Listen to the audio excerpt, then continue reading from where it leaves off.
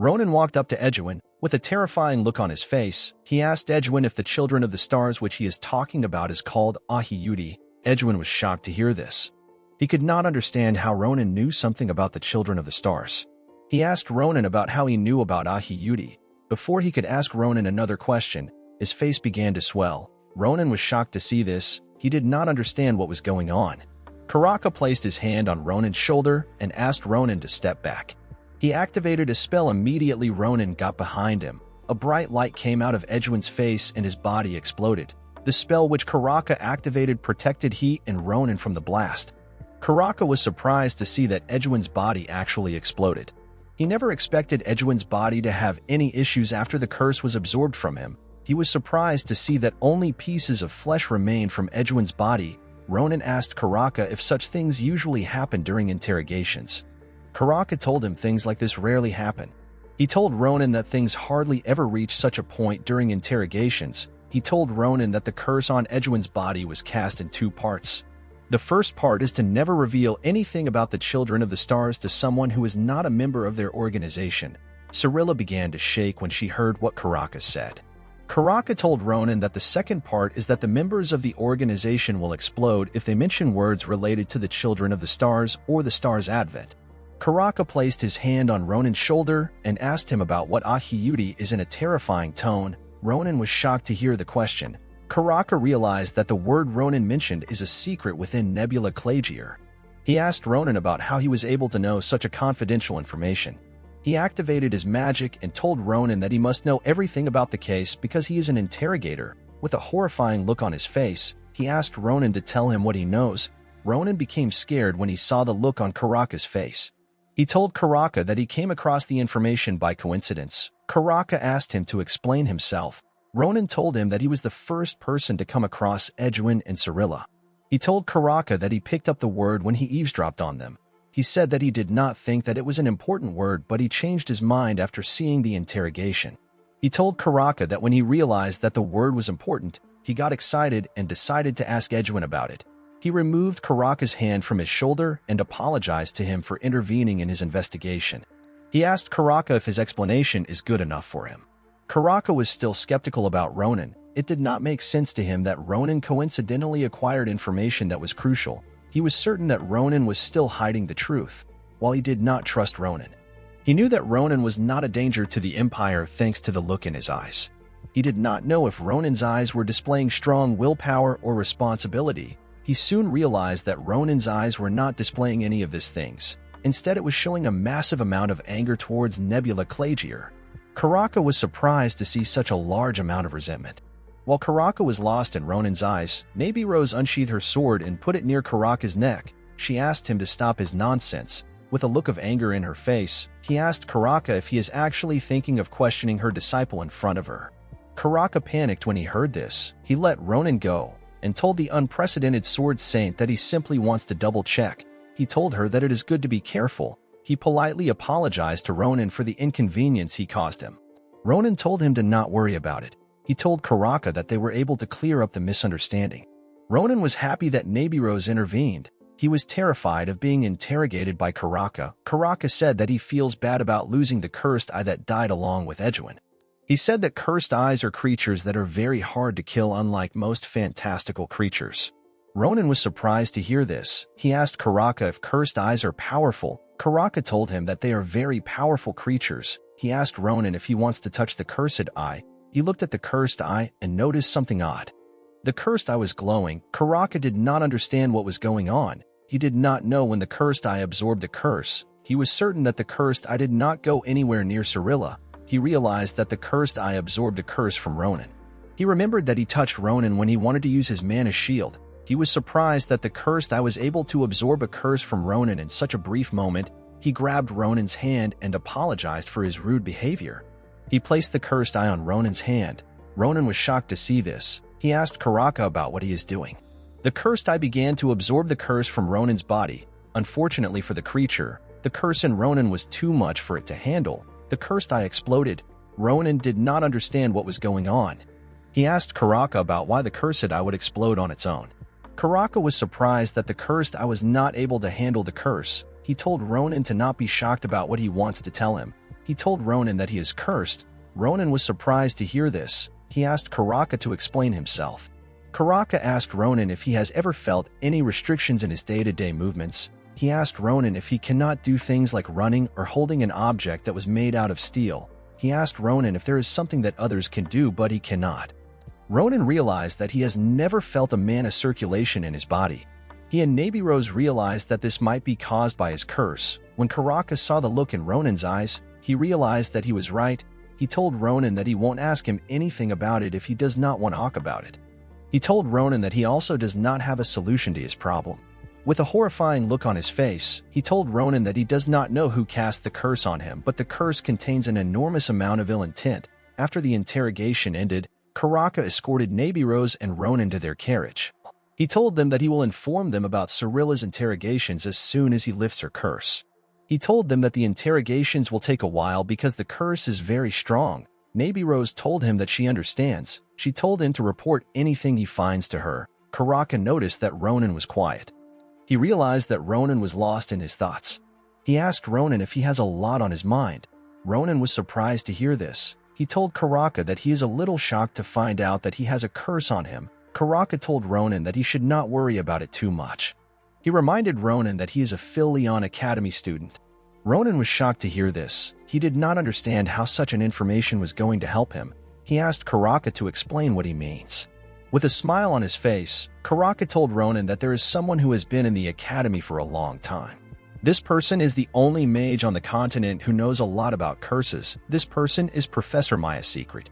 The scene shifts and we see Ronan and Navy Rose in their flying carriage. Ronan was itching his eye in the carriage. He did not understand why his eyes and body was feeling uncomfortable. Navy Rose asked him if he is feeling weird.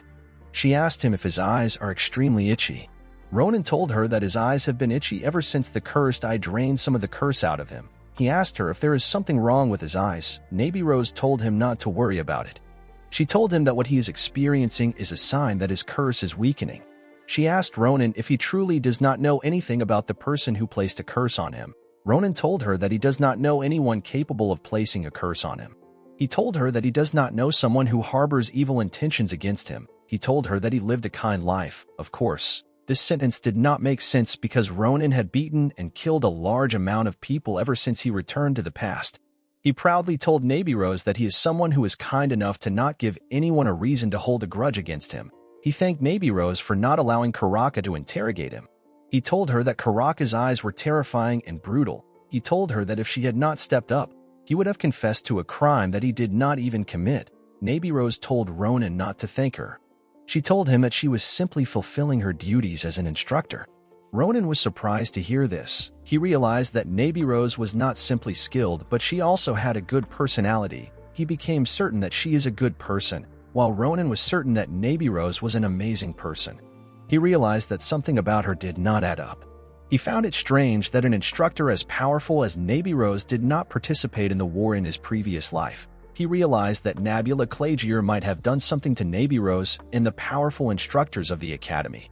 The scene shifts and we see that Ronan has returned back to the academy. He went to the dedicated practice space for the magic department. This space is in a place called Sherry Forest. At the entrance of the forest is a place called the Park of Pillars. Ade-shan came to welcome Ronan to the forest. She told him that it has been a long time since she met him. With a bright smile on her face, she told him that she was able to meet him thanks to Navy Rose orders. She asked Ronan if he has been doing well. Ronan was shocked to see Ade-shan. He had completely forgotten about her and her request. He did not know how to respond to her. Ade-shan did not understand why Ronan had such an odd expression on his face. Ronan had forgotten about Ade-shan thanks to the problems related to Nebula Clagier. He was still getting his thoughts together, so Ade-shan did not come to his mind. He decided to awkwardly smile in order to not make their encounter weird. He greeted her and asked her if she has been doing well. Ade-shan told him that ever since the day he went on a rampage, the students who were wary of Cardan have become comfortable when they approach her. She told Ronan that she is a bit worried about Cardan because he gets scared every time he sees her. Ronan became worried when he heard this. Ade-shan told Ronan that instructor Navy Rose told her that he wants to break a curse. Ronan told her that he came to meet Professor Secret.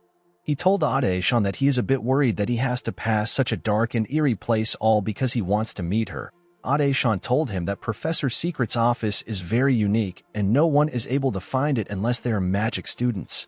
She revealed to Ronan that they will be meeting a junior magic student who is her friend. Immediately she said this, we see a mysterious person appear at Ade-shan's front. The person immediately hugged Ade-shan. The person turned out to be Elizabeth. Elizabeth called Ade-shan elder sister and told her that she missed her a lot. Ade-shan called Elizabeth Airy. Ronan was shocked to see this. He remembered Elizabeth as a proud girl who was talking about beasts and sheep. Ade-shan apologized to Elizabeth for disturbing her. She told Elizabeth that something urgent came up. With a look of love and obsession on her face, Elizabeth told Ade-shan to not worry about it. She told Ade-shan to call her anytime she wants to. Elizabeth asked Ade-shan about why she wants to see Professor Secret. Immediately she asked this question. She noticed that Ronan was standing next to Ade-shan. Ronan did not know what to say to her. She was extremely shocked to see Ronan.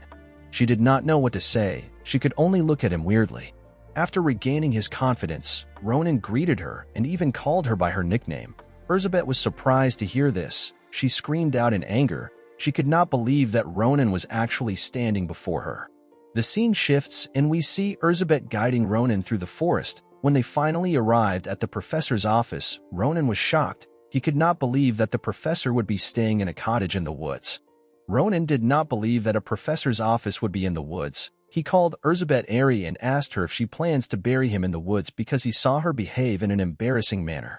Elizabeth screamed at him when she heard her nickname. She told him that he is not allowed to call her such a name. She told him to shut up and follow her. Ronan was surprised to see the relationship between Ade-shan and Elizabeth. Of course, their relationship did not seem abnormal because Ade-shan was also a member of the Akalushia family in her previous life. Elizabeth opened the door of the cottage. When Ronan stepped inside, he saw an old woman. He asked Elizabeth if the old woman is Professor Secret. Elizabeth told Ronan to not jump into conclusions. She told him that there is still one more stage left. Ronan did not understand what she meant. Elizabeth and Ronan walked up to the old woman. Elizabeth raised her hand up and a purple light came out of it. She told Ronan to not interfere in what is about to happen. Ronan was worried to hear this, but he accepted her request. Elizabeth called out a magical spell and asked something to open. Nothing happened when Elizabeth casted the spell. Ronan did not understand what was going on. He asked Elizabeth about why nothing happened. Immediately he said this. The old woman's mouth began to enlarge. The woman's head looked like that of a titan, and she was about to swallow the students. Ronan was terrified to see this. He asked Elizabeth about what he was looking at. Elizabeth told him to keep calm and follow her lead. Immediately the old lady swallowed them. They appeared in a study. Elizabeth welcomed Ronan to the office of Professor Secret. The office is called Sephirakio. Ronan was shocked to see how large the real office was. He did not understand why the professor would have such an odd entrance to her office. While he was looking around, he hears a woman call him. The woman who was floating in midair at the back of Ronan asked him if he is the disciple Nebiro's promised to send. Ronan was surprised to hear the voice. He wanted to turn around to see who was talking, but Professor Secret suddenly appeared in his front. She took a look at his eyes and realized that Nebirose was telling the truth. Ronan was extremely shocked to see her. She told Ronan that his curse is quite vicious. This woman is the best curse magic user on the continent. The shocking thing about her is that she is 83 years old. With a smile on her face, Professor Secret told Ronan that he is quite interesting. Guys, we have come to the end of our video. If you guys want part 12 of this video, let me know in the comments section. Don't forget to like and smash that subscribe button for more recaps. See you guys later.